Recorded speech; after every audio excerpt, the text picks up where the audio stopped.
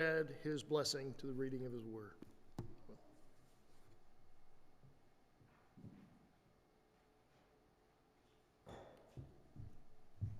Good morning.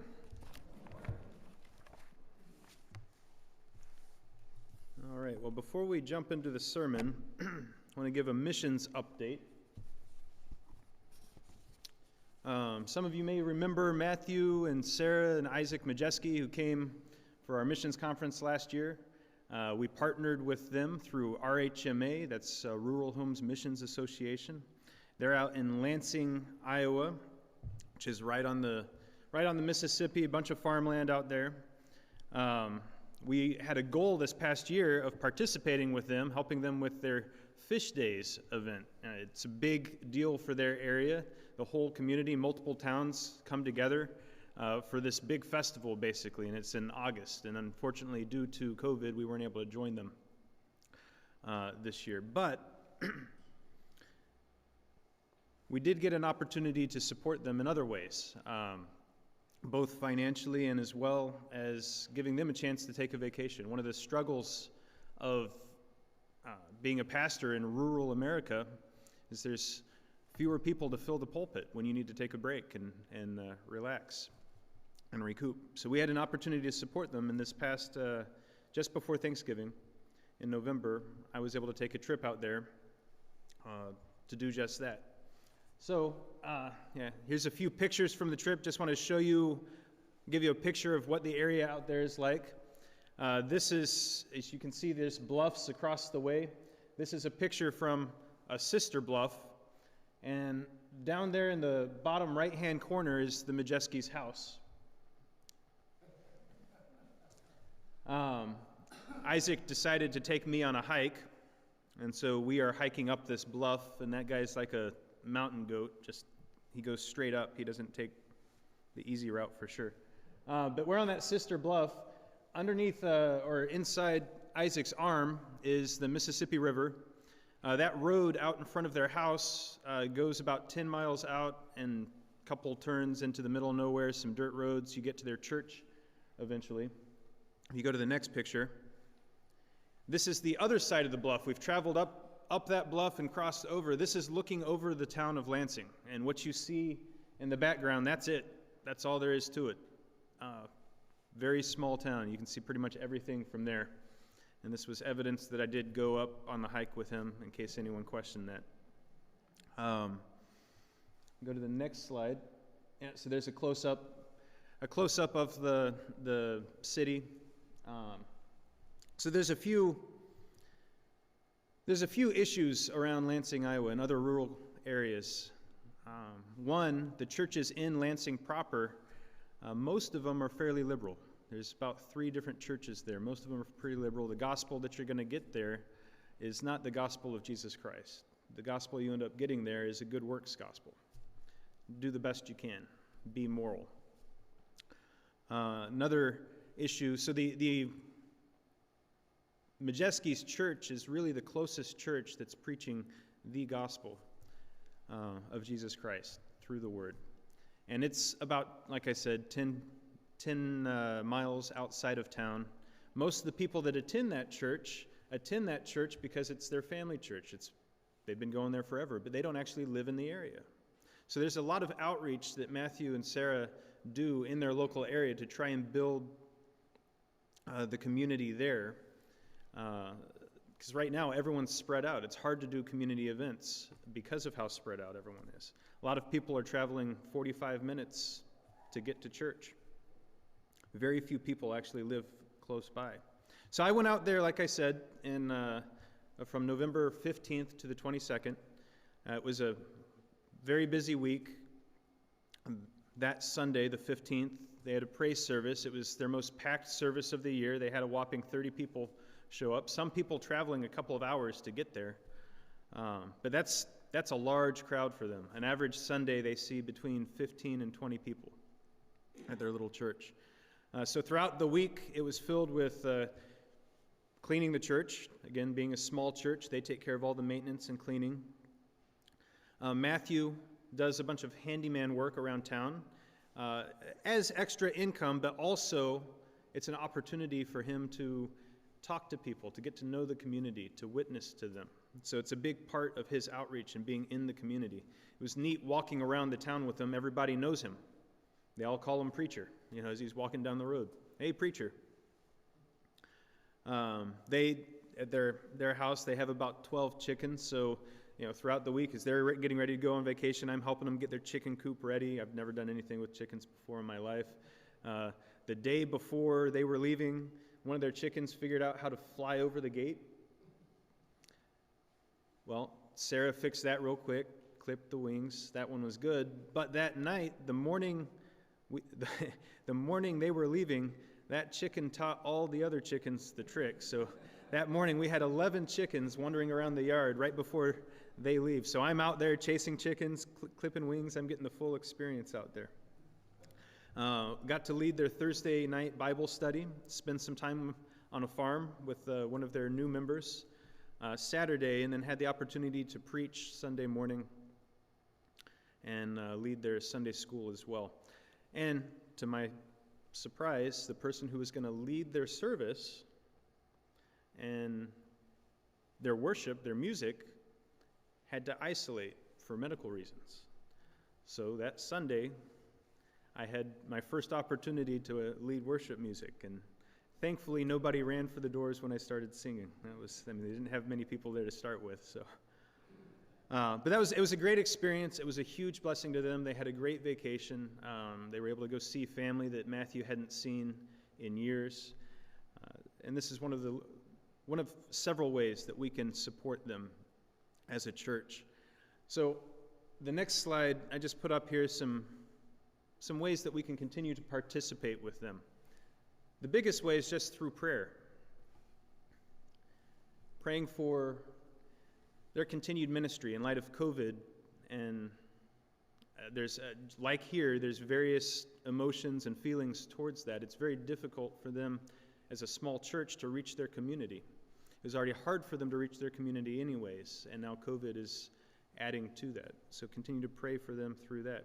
Continue to pray for Matthew's ministry to that little town. Again, not many people from Lansing actually attend their church.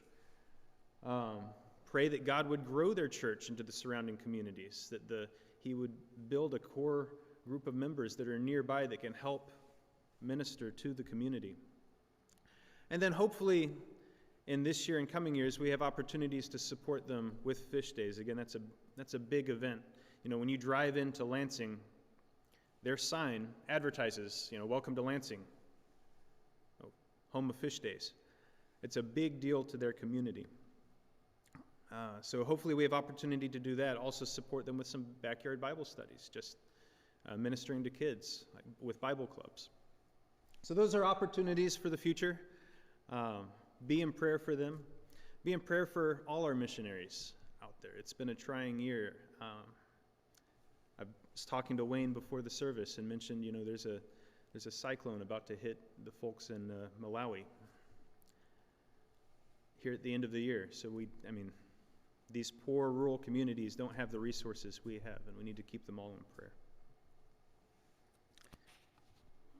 All right. So, welcome. I do hope you all had a great Christmas, remembering the birth of our Savior. I get the privilege of giving the last sermon of 2020. And it is a great privilege, partially because I've been waiting all year to say hindsight is 2020.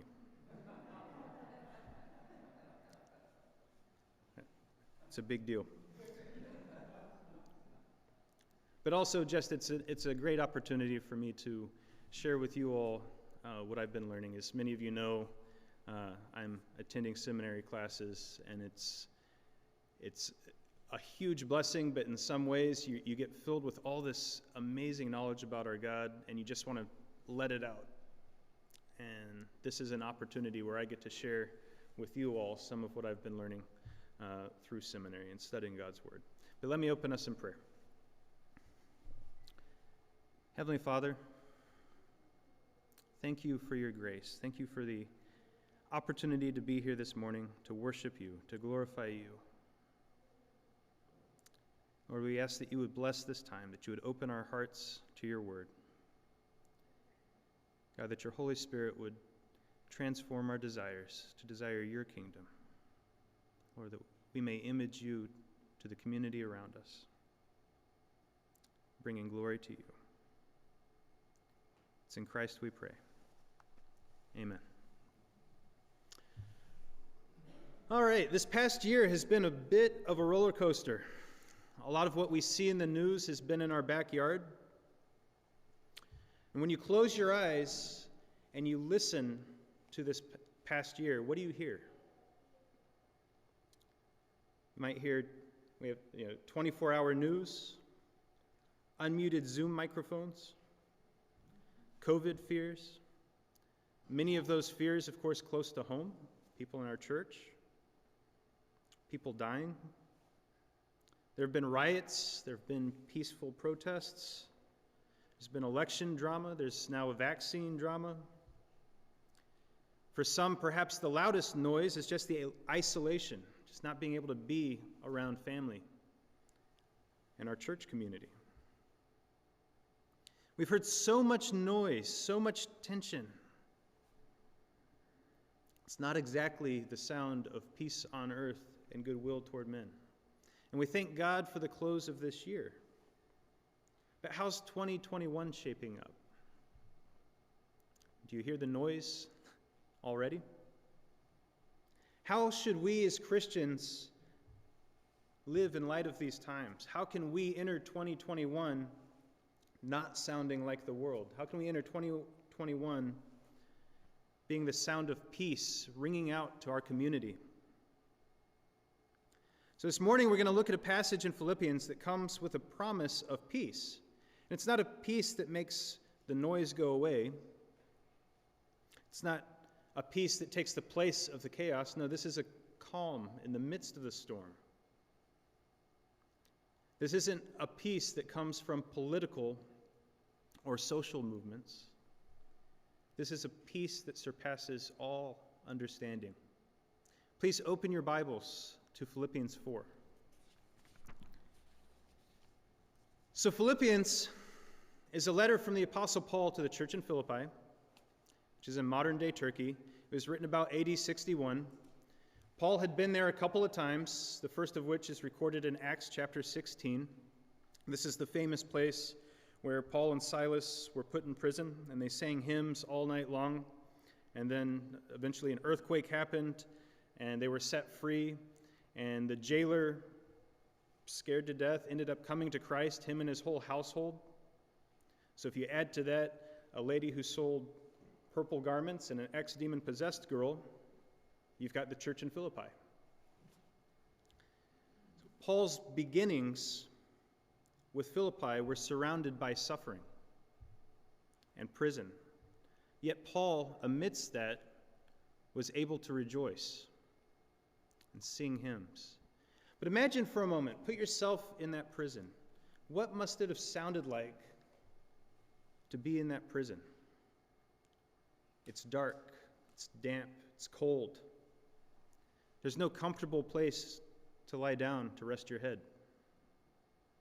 You hear the occasional sound of clinking chains echoing off the rock walls as prisoners struggle to find a comfortable position. There's dripping water and flies buzzing around the stink. Periodically, you hear groans of pain and discomfort. But about midnight, you hear a different sound. It's a sound foreign to the restless nights that you're familiar with. It's a happy sound, a song about grace and redemption, everything that you're longing for. Its message is so beautiful that it drowns out all other sounds, and you almost forget that you are in prison. This is the sound of peace echoing throughout the prison. Imagine the effect that would have on you, the hope that that might give you, hearing that. And in our passage this morning, Paul is writing again to Philippi from prison. Once again, surrounded by suffering. And once again, Paul is rejoicing and even encouraging the Philippians to rejoice. After telling the Philippians that they will suffer, he warns them against false teachers. And then we get to chapter 4. And in chapter 4, Paul gives a summary list of 4 characteristics for godly living despite suffering. These 4 notes, if you will, make up the sound of peace. They are unity, rejoicing, gentleness, and prayer. And these 4 notes together form a beautiful chord that should reflect the peace we have within. Now, for this to make sense, I've asked Nathan to help illustrate the 4 parts of this chord that make up a major 7th chord. Don't worry, we're not going to get too technical. But the first note of the chord is the root of the chord. It grounds the chord. It's the bass. I might be a little partial to bass.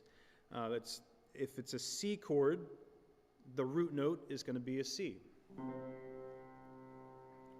It grounds the chord. The second note of the chord sets the tone. You can have a happy chord, but by changing that second note, you can make it sad. Okay, so that's the color of the chord. The root note grounds it. Then you have the color of the chord. The third note in the chord strengthens it, particularly the root note. Oftentimes in powerful music, you'll hear the root note and this third note because it brings out the power of the chord. And then the fourth note is what gives it its fullness and beauty.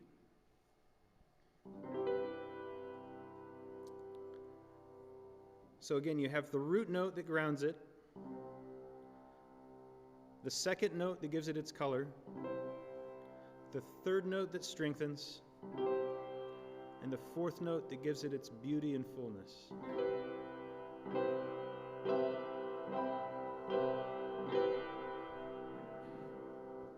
Thank you.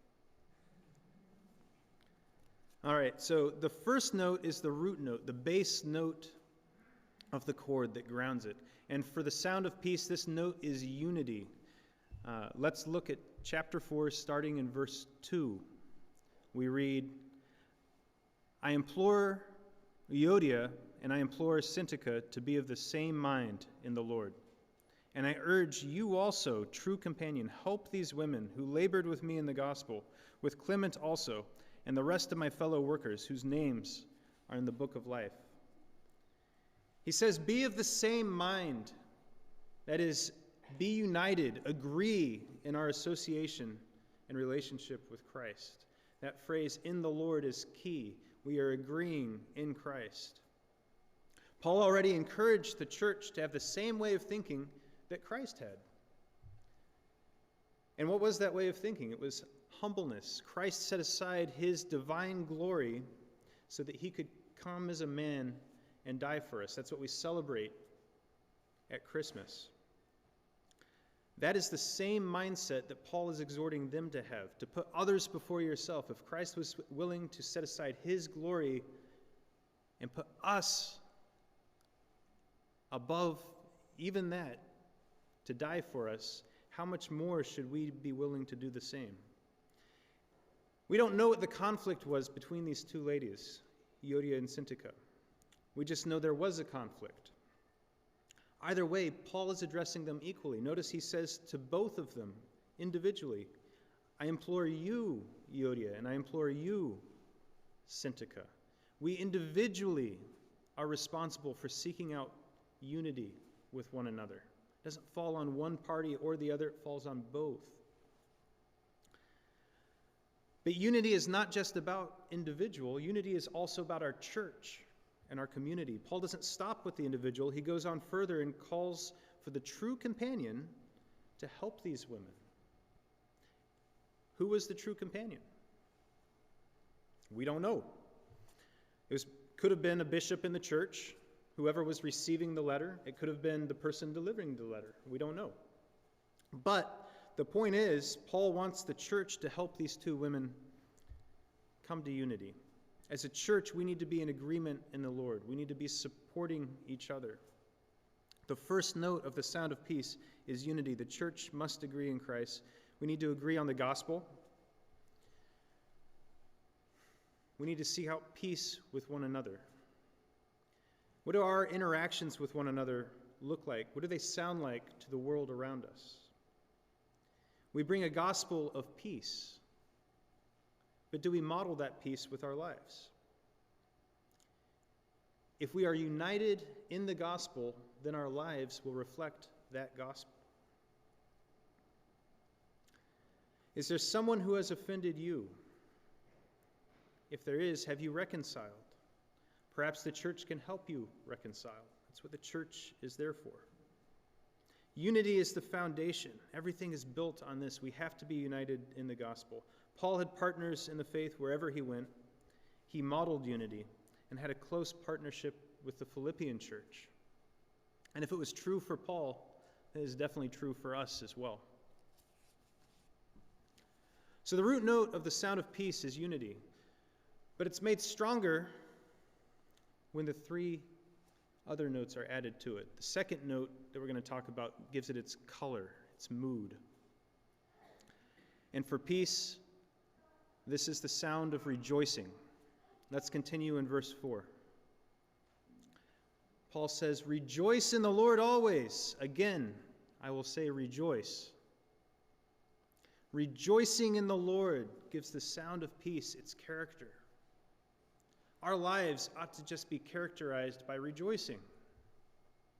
Notice how we are to rejoice. It says, in the Lord. This is the same concept we had earlier. Our rejoicing comes to the fact that we are united in Christ, that we are in Christ. Our joy is in the Lord, in our relationship with Christ. Our joy is in the body of Christ. It's pretty easy to praise God and rejoice here at church every Sunday. But we don't need to stop there. We tend to have this dualistic mindset that we can praise and rejoice when we're around people who think the same way we do.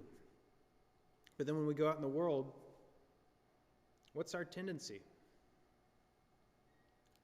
Paul told the Philippians earlier in this letter to do everything without grumbling or complaining. That's how the world sounds. The world grumbles and complains. And how often do we sound like the world? How often do we complain about what's going on in the world? The politics, what's going on in the news, our jobs. God didn't call us to grumble and complain about how awful the world is. We should be the sound of peace, the sound of rejoicing in our communities, because we have life through Christ. We have been made new. We have eternal life. That's great cause for rejoicing. Rejoicing should just be in our character. Of course, that's easier said than done. How do we do that practically? Well, in the mid-1800s, there's a man named George Mueller. He was a great man of prayer. And amidst the backdrop of skeptics and liberal Christianity trying to remove miracles from the Bible, he was determined to demonstrate that God still did miracles. He was determined to demonstrate what faith in God and prayer could accomplish. So without asking for a single penny, just making his requests known to God, God raised millions of dollars for multiple large orphanages in Mueller's day. It was a great testament to faith and prayer. But George Mueller was also known to be a joyful man. And very often, with these orphanages, they never knew where their next meal was coming from. Sometimes the meal would show up at their door right when they sat down to eat. Imagine that tension, not knowing if in 5 minutes you're going to be able to eat or not. But nonetheless, Mueller was a joyful person. And he told his parishioners his secret. He would encourage them to begin every morning finding their joy in the Lord. Imagine what our lives would look like if we did that. How do we start every morning? If you're like me, my first thing is to reach for my phone, flip over to the news, and start scrolling through. You can imagine what kind of joy I find there. But imagine if instead of doing that, we began every morning opening our Bibles, reminding ourselves of who God is, reminding ourselves of the grace we have in Christ, finding our joy in the Lord before we even start our day. Imagine the peace we would have. Well, you might say, I'm going through a time. My world is falling apart around me. How can I be expected to have joy in light of that? Consider Christ, who for the joy set before him endured the cross and has taken his seat at the right hand of the throne of God. Notice what it says. The joy set before him, he endured the suffering of the cross for us. You talk about joy in the midst of suffering. Christ was looking forward by faith to the hope of the glory that he now has with the Father. And we have that same hope through Christ of joining him in glory. Therefore, rejoice in the degree you have shared in the sufferings of Christ, so that when his glory is revealed, you may also rejoice and be glad. Rejoicing in the midst of suffering is not easy. It's a walk of faith, looking forward to Christ's glory and seeing him face to face. This is why we rejoice, is because we have life. We will join him in that glory. And he will give us peace.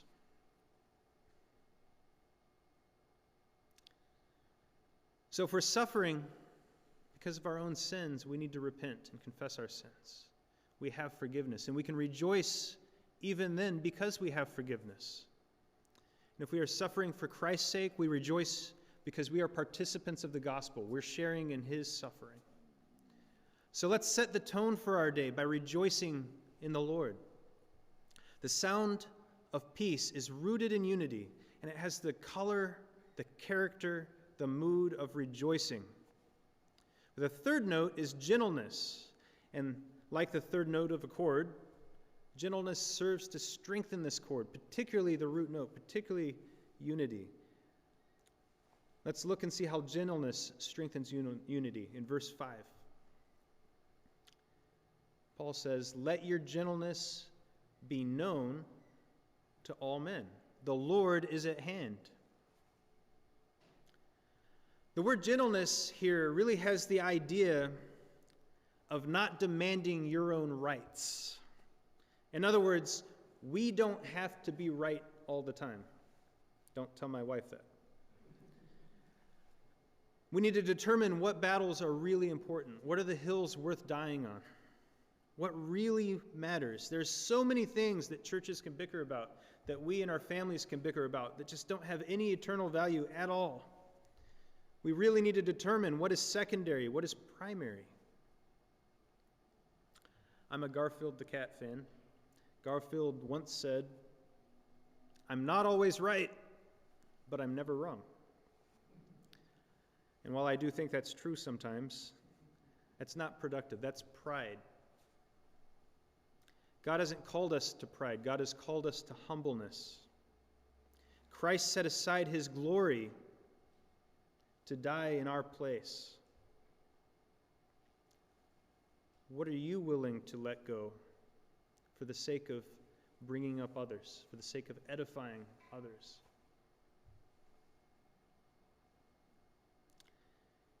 Paul says, "Let your gentleness be known to all men. The Lord is at hand." The Lord is at hand implies a sense of urgency.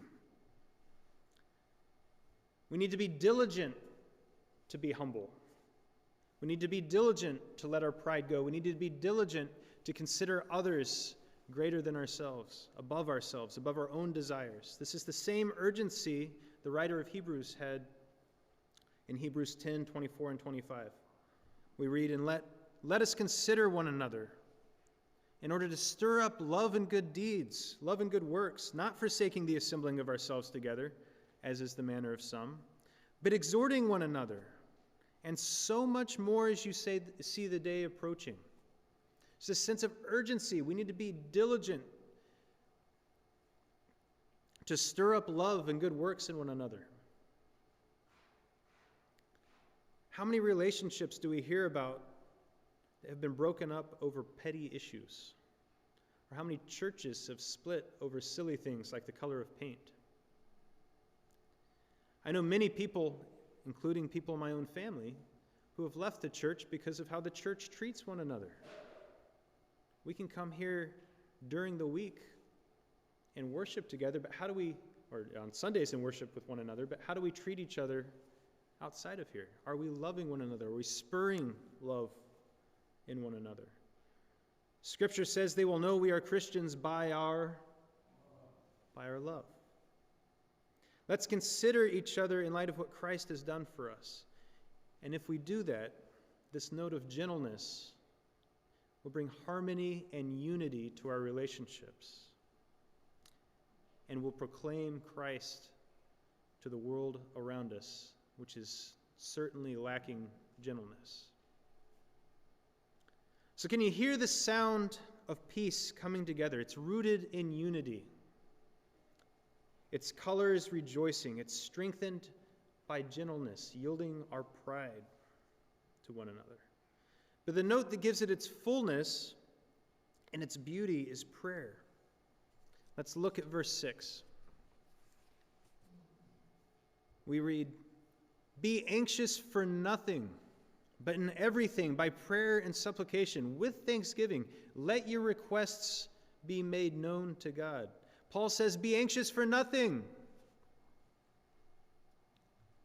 So what do we do with the news, with COVID, with politics, with our relational issues,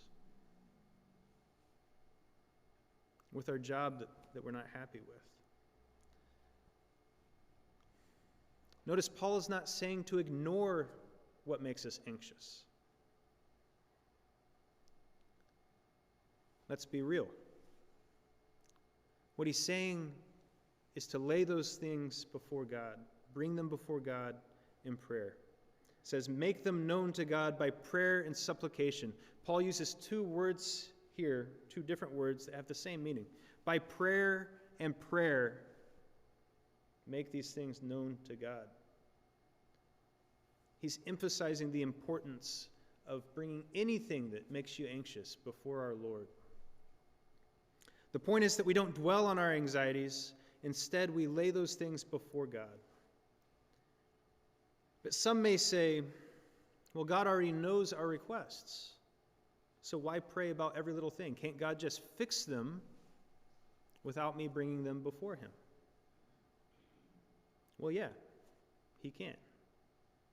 But the point here is that God wants us to actively trust him by bringing these things to him in prayer, to actively lay them at his feet,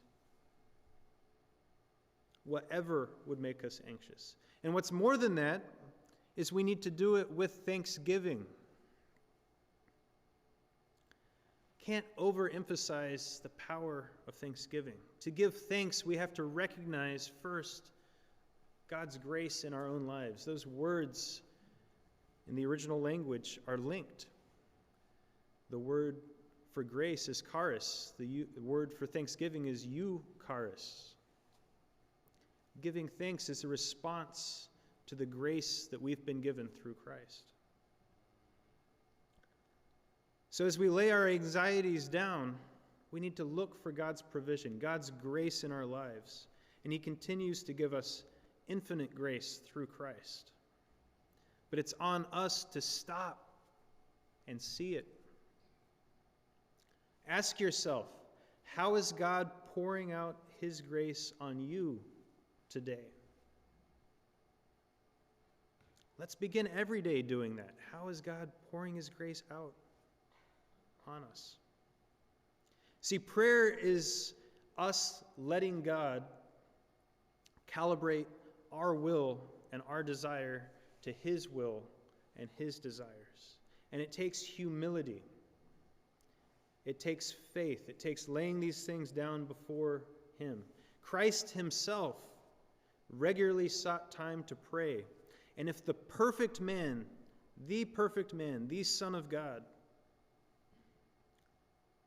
took time out to pray and bring his anxieties before the Father, how much more so should we? The sound of peace is rooted in unity.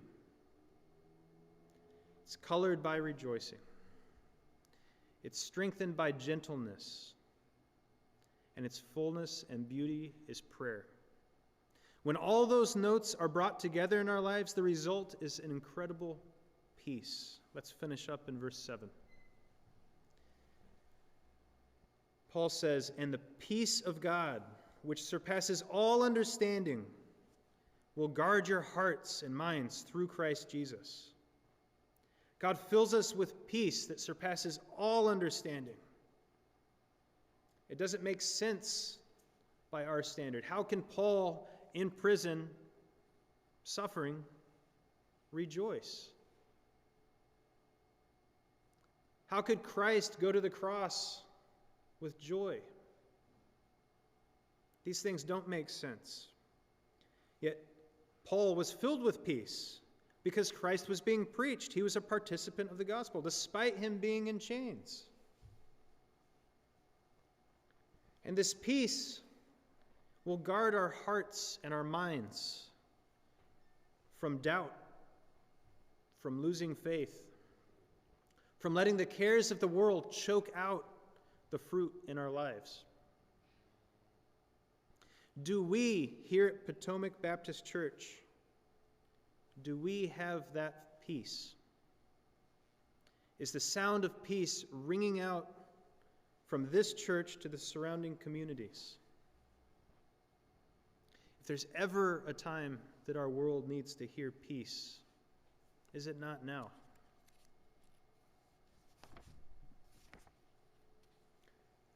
There have been times in our country's history where such peace has rang out and was heard all over.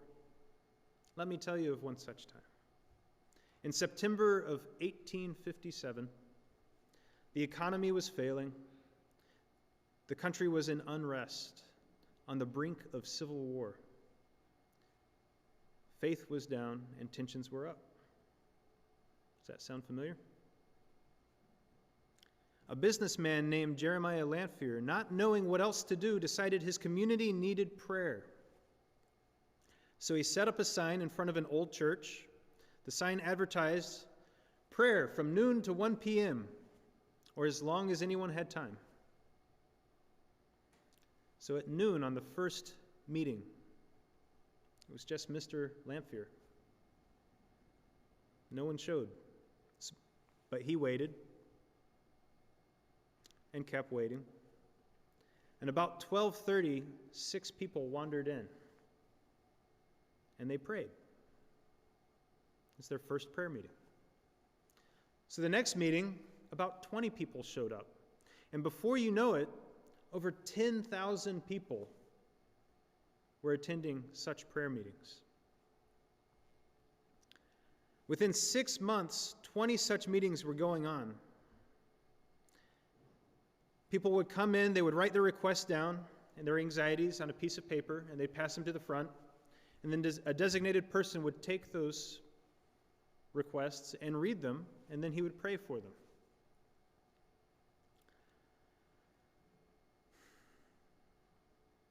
And what started as a young businessman praying for his community soon spread like a wildfire throughout the country.